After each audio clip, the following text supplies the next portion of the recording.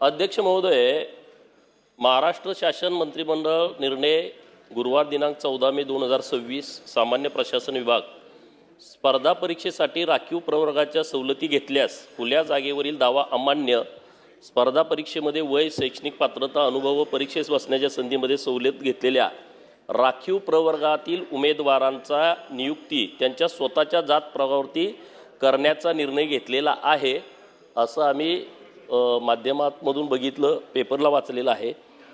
आणि त्यामुळं हा मागासवर्गीय मुलांच्यावरती अन्याय करणारा निर्णय होईल, याच्याबद्दल सरकारचं मत काय आहे, त्याच्याबद्दलची स्पष्टता काय आहे, याच्याबद्दल कुणी कोर्टाचा काय निर्णय आला आहे का, निर्णय आला असेल तर त्याच्याबद्दलची सरकारची भूमिका काय आहे।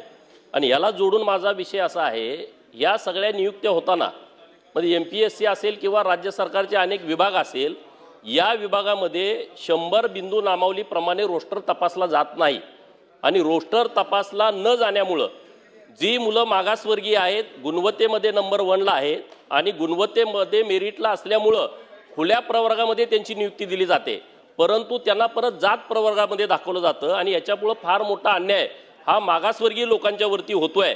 उदाहरणार्थ मागच्या मार्चमध्ये आरोग्य विभागाने एक जाहिरात दिली आणि या जाहिरातीमध्ये फिजे एनटी ब कडला 0 जागा दाखवलेल्या आहेत, OBCच्या जागा निम्म्यानं दाखवलेल्या आहेत, ह्या सगळ्या बाबतीत SCच्या जागा निम्म्या दाखवलेल्या आहेत, STच्या जागा निम्म्या दाखवलेल्या आहेत।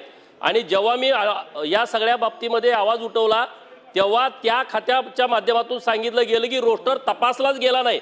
मग जर रोस्टर तपासला गेला नाही तरी जाहिरात दिली कशी?